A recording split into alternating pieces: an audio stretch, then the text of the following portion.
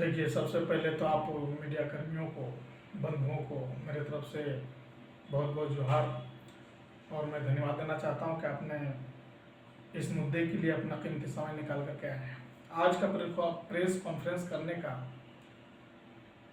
बहुमूल्य कारण ये है कि हमारे प्रदेश में, झारखंड प्रदेश में, दिव्यांग अपनी समस्याओं के लिए विगत 15 महीने से जूझ रहे हैं, जिसकी मुख्य कारण ये है कि हमारे प्रदेश में दिव्यांगों के लिए, उनके न्याय, उनकी शिकायत के लिए एक आयुक्त होते हैं, जिसे हम सब जानते हैं राज्य निःशक्तता आयुक्त, यानी स्टेट डिजेबिलिटी कमिश्नर। वो पद आज 15 महीने से खाली पड़ा हुआ है, जिसकी वजह से दिव्यांग के साथ जो भी समस्या हुई उसको ना शिकायत कर सकते हैं, ना कोई अपनी बातों को और अपनी समस्याओं को लेकर उसको न्याय पाने के लिए कहीं जा सकते हैं।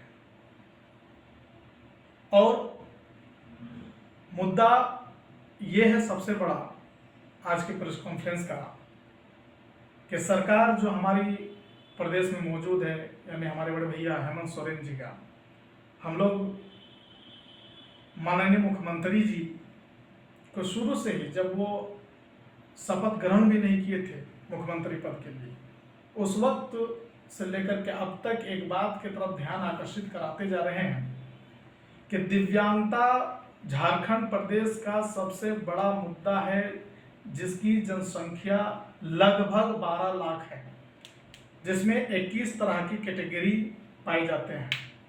आज देखिए, सरकार, अब मैं ये कहूँ कि सरकार अब 1.5 साल और बची है, मगर दिव्यांगों के लिए अभी तक एक भी कदम ठोस नहीं उठाया गया है, जिसकी वजह से सिर्फ दिव्यांग मासिक पेंशन लेने पर मजबूर है और अपनी जिंदगी को भिखारियों की तरह गुजारने के लिए बेबस है।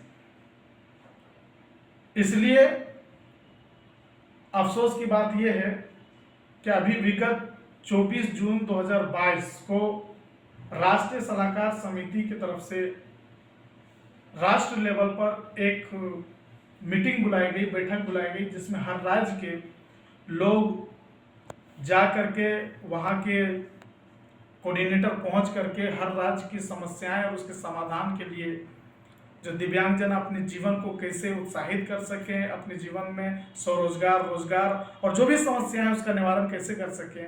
मगर अफसोस है कि इतने बड़े प्रदेश, राज्य में, जिसके नाम से हमारा सीना चौड़ा होता है झारखंड कहने से, यहाँ से अफसोसजनक बात यह है कि अभी तक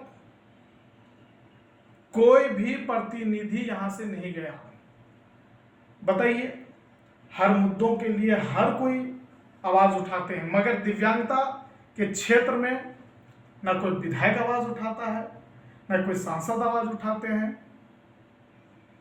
तो बताइए, दिव्यांग की ये जो समस्या है, इसका निवारण कैसे हो? पिछले विधानसभा सत्र में राजेश कच्छप जी ने आवाज उठाई थी और इस बात को रखा था। जी हाँ, हम लोगों ने बाज़ाब्ता राजेश कच्छप जी, माननीय विधायक खिजरी विधानसभा, उन्होंने हम लोगों की बातों पर आह्वान करते हुए सत्र के दरमियान ही इस बात को उठाया और बहुत मजबूती के साथ उठाया। हम उनका धन्यवाद भी दिए और उन्होंने राजेश कच्छप जी से समस्त झारखंड के दिव्यांगजनों ने धन्यवाद देते हुए कहा था कि आप ही जैसी सोच अगर सरकार के अंदर आ जाए तो हम लोगों का हर समस्या का निवारण हो जाएगा। मगर देखिए, पिछले सत्र से अब 29 तारीख को लगता है कि सत्र चालू हो जाएगा, मगर अभी तक सरकार इस मामले में गंभीर नहीं है।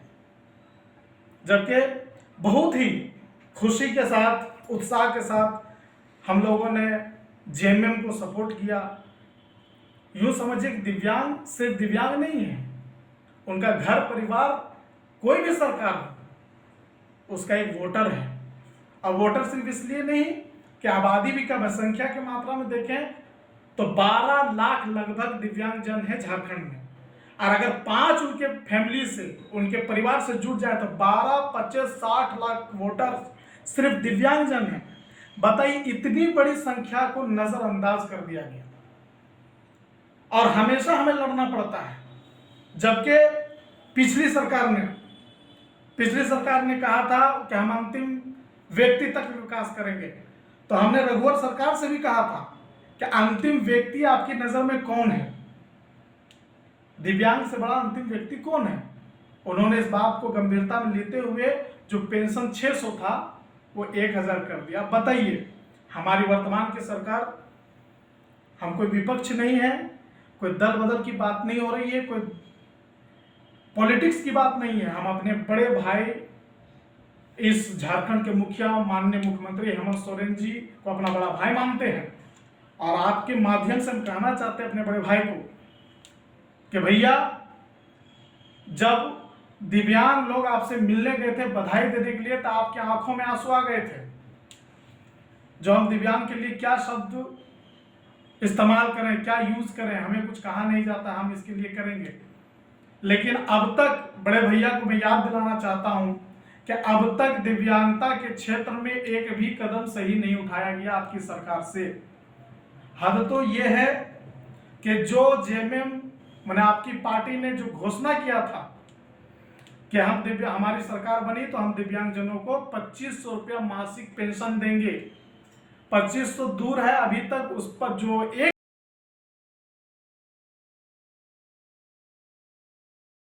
खनिज संपदा में जो सबसे बड़ा झारखंड है, इस झारखंड में अगर सबसे कमजोर तबका दिव्यांग ही अगर बेबस हो जाए, भीख मांगने पर उतारू हो जाए, तो हमें शर्म आती है।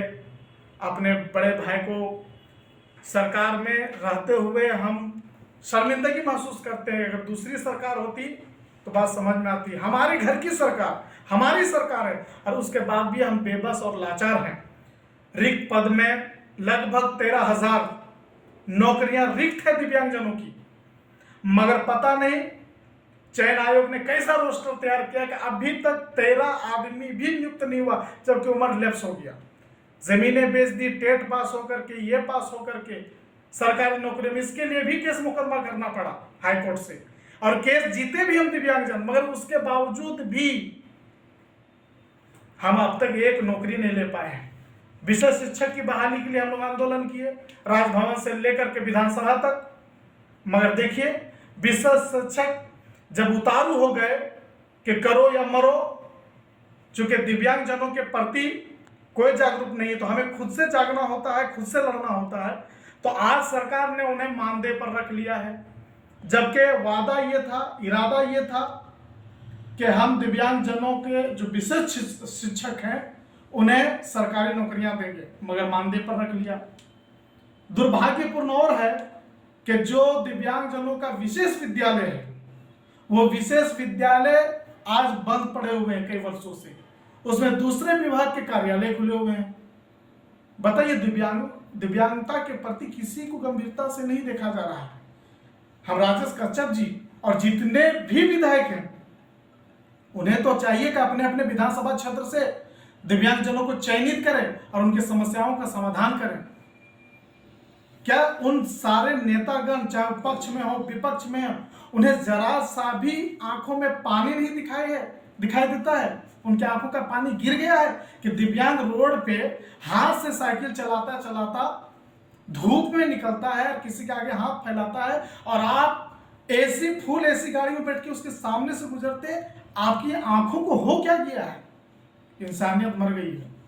मैं यही कहूंगा, वोट का समय होगा, हाथ जोड़ेंगे, वही दिव्यांग के साथ फोटो खिंचाएंगे, मंच पे बुलाएंगे, हार पहनाएंगे, गुलदस्ते देंगे।